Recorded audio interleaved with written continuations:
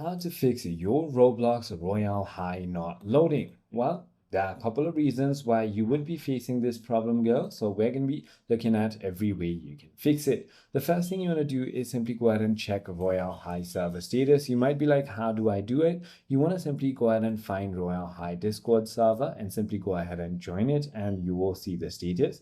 If that is not the case, it could also be because of your internet connection. Make sure that your internet is stable. If not, just try restarting your router by switching it off and switching it on. If that doesn't work, you want to try force closing your Roblox application and restarting your PC, phone, or tablet. If that doesn't work, you want to check if there are any updates regarding with the Roblox application itself. You can go to your App Store or Play Store and check for it.